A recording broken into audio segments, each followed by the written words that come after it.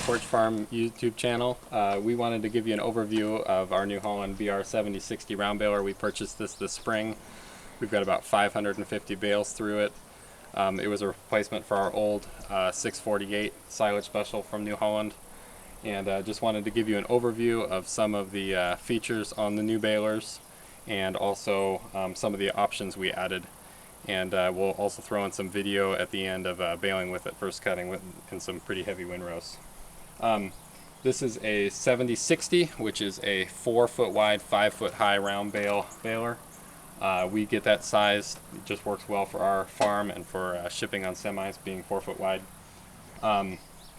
New Holland is one of the only companies that you can purchase in America, I think Kuhn being the other, that has a pickup that's wider, or significantly wider than the Bale Chamber. This is an 84-inch pickup on this baler, on a 48-inch Bale Chamber baler, and we just found that the wider pickup for our windy area, and also for just heavy windrows, is really nice. It also, I believe, really helps in making a squarer bale because it's packing more hay in to the outside. You can rake a little wider. You're getting more density in the outside edges of your bale, and we found that it just really makes good square edged, real solid bales. On the pickup, also the other thing we added is this roller wind guard. This is new for 2013 on their balers. And really significantly improves crop feeding, a major improvement for New Holland. That was one area where in the past their balers really were lacking, and we've seen a great improvement there. The other thing we added to the pickup was these side flares. New Holland's gauge wheels are pretty close to the edge of their pickup, and so if you've got wind-blown crop or long crop, it can tend to get run over by those pickup gauge wheels and feed, or at least contribute to plugging your feeding augers on the sides of the pickup here. Those guards really do help in reducing that. I haven't ever plugged this pickup yet in 550 bales, and we were in some pretty heavy first cutting windrows. Come around to the side here. New Holland does gold wing doors. Really nice, open access.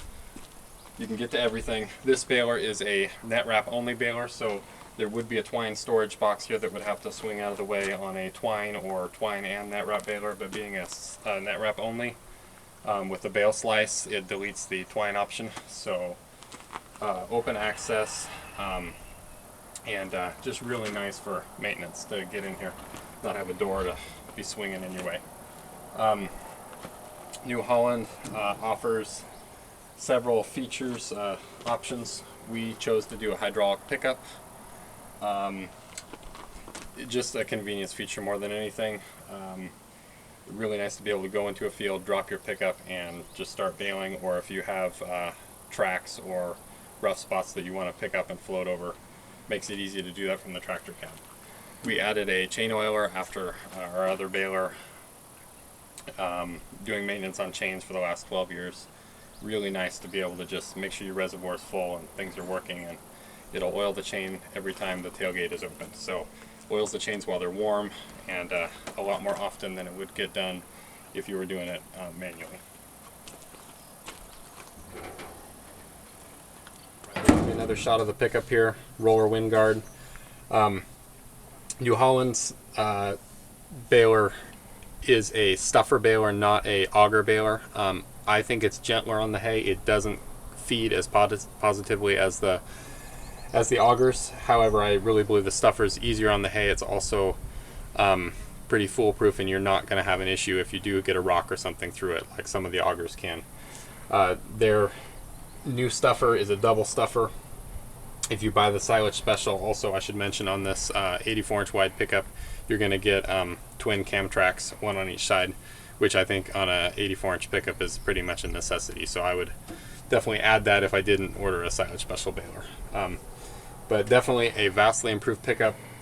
New Holland had a lot of issue with the augers plugging on their older balers, and they pretty much eliminated that with the different wind guard and then the roller in front, and also just adding these flares to the side really has helped keep material moving into the bale chamber instead of wrapping around the augers while it's still either caught under the front of the wind guard or caught under the tires. So definitely seen an improvement with the roller, the flares, and just their design changes here. All right, we'll go ahead and lock the tailgate out here on the back. New Holland is one of the only Baler companies in the U.S. that you can buy that has a combination of rolls and belts. Kuhn being the other one again, I believe. I really like the rolls and belts. I believe the rollers really help to make a square bale because they're not going to deform as much as the belts will. It also does have some disadvantages, one of them being hay can tend to work up between the stripper roller, which is this last roller here, and your belt, and you'll end up with a little bit in front, and I'll show you that when we get around the front. But their new stripper roller does do a lot better job of keeping the hay in the chamber than their previous designs. There have been some issues with older New Holland balers not forming a core, and we have yet to see, with only 550 bales through there, if that becomes an issue with this one. But we're talking, 5,000 plus bales. Sometimes they don't form a core as well, and a lot of people believe it's the combination of the rollers and the belts that leads to that. But we'll see how this new system holds up as far as durability and starting core. The Silage special option that I was talking about earlier adds endless belts to the baler. They're 3-year guarantee on the belts. No splices to maintain then. If you do need to replace a belt, you'll either have to take the baler side off and take it apart, or rollers off, or just put a spliced belt in. So if you're keeping your baler for 20 years, then it's not really a huge deal for you. But if you are trading your baler in, it's something you won't have to maintain and something to think about.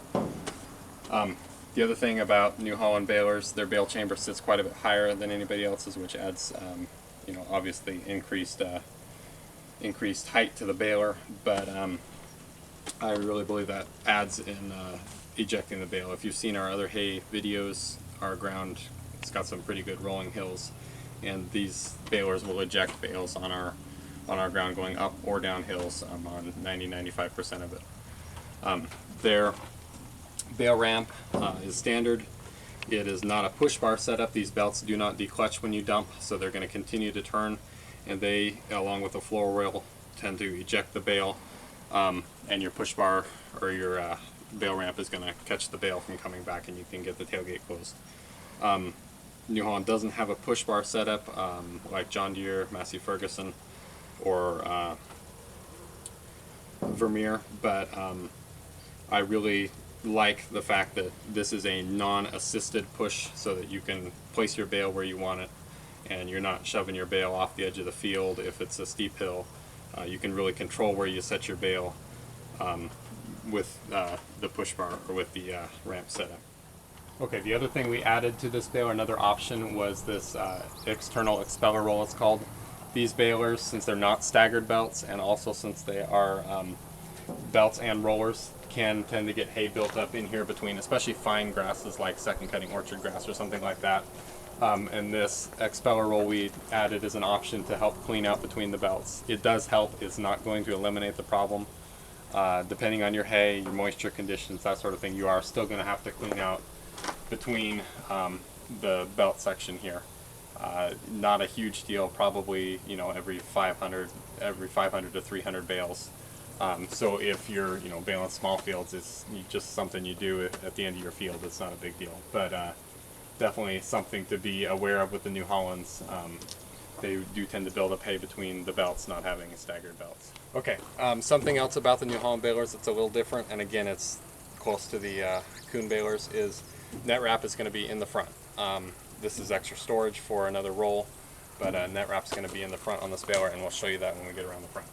Another option we added to this baler is the wider tires.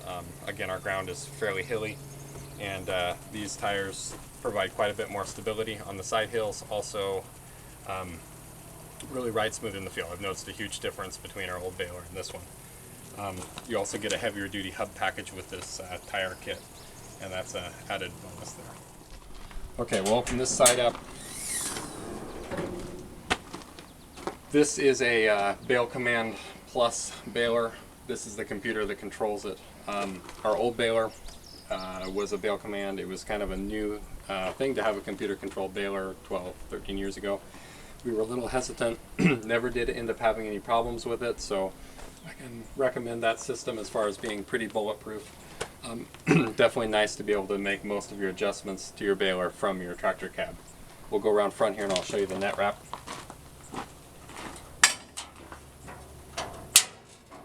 Again, as I mentioned, the net wrap on the New Holland is a front load. Again, kind of unique in the round baler world. I like it because you can see it from the seat of the cab. Make sure it's working. You also have the monitor, which is going to tell you, but you're not relying just on that. If there's a simplicity to the system, I really think the fact that you can see it work is one of the things. They've definitely overpassed balers. Our 648 was a kind of a retrofit to that older style baler. Net wrap was a new thing in 2000, 2001, and they had retrofitted into the twine box. There was a lot of issues with dust and leaves building up in the twine box, and definitely a better system here, being that there is no twine box to catch any dust. The front of this baler is very open. Everything drops back down into your windrow, your pickup. The brake is a lot heavier duty. Their pivot that they put on this compared to, again, the older generation balers is a lot heavier. Never had a problem with the old one, but it always seemed really lightweight to me. Alright, on the front here again, we'll show you. One thing I wanted to mention is this is a really wide, very heavy baler. It weighs about 5,600 pounds, 5,700 pounds as it sits here, and that's substantially heavier than some of the a little bit narrower balers, specifically John Deere, that I can think of. You're going to want mirrors, especially if you're towing this thing down the road on your tractor, because you cannot see behind you without them. Part of that is due to their, the wider pickup and just the wider body, the net wrap being in front. It's a very wide baler. You can see it's 84 inches, same as the pickup basically. New Holland added a removable jack from their old generation that I had, the 648, a lot better, because that old tongue-mounted jack was really in the way. We also have a new step set up here. This is the area where a lot of round balers, they're going to end at the front of the belts here. It's going to be your hitch and nothing else, because they don't have the net wrap here. New Holland's got about 3 feet of baler in front of the belts because of the net wrap setup being there. So again, that contributes to a bigger baler. It's going to be a longer baler than a lot of the other ones, John Deere and Vermeer. You can tend to get hay up here, up through your stripper roller, but they've done a lot better job of cleaning up the area in front of the rollers, between the rollers and the net wrap bank. There's about 4.5 inches now where most of that hay drops out. The old balers would tend to build up hay, and you actually got up to where you could hardly see the belts unless you stopped and cleaned it. This does a lot better job of eliminating that, but it totally hasn't eliminated it completely, that's for sure. Okay, this is the Bale Command Plus monitor. Not a lot of change from the Bale Command, the previous generation. In the monitor itself, there's quite a substantial change in the sensors in the baler for more reliability, but not a lot of change in the Bale Command Plus monitor. Really fairly a simple monitor these days. This is going to be your bale shape bar graphs for feed, bale size, and this will let me wrap a bale manually, change my bale size, number of wraps. I can turn the slice on and off, extend it manually, extend and retract the net wrap manually, check my number of bales, and this is clear for if there's any information you have on there that you want to erase. One thing they did change is the wiring harness for this baler. The old one would plug into my tractor cab and made it really easy to switch from tractor to tractor. This one wires directly to a 12-volt system, so it's a lot harder to change the wiring harness system. So you're going to want to have more than one harness, most likely, if you're changing from tractor to tractor. Also, you got to make sure you shut that monitor off when you're done, because it's going directly to the battery instead of on a keyed switch like the old plug-in would do, and it will run your tractor battery down if you leave it plugged in for a long period of time, because the manual or the monitor will not shut off when you shut the tractor key off. So that is one change I'm not real happy with, but other than that, the monitor for us. We've used some variation of this over the last 12 years, and it's been a really bulletproof system. All right, well that wraps up our review overlook of the New Holland BR7060 round baler.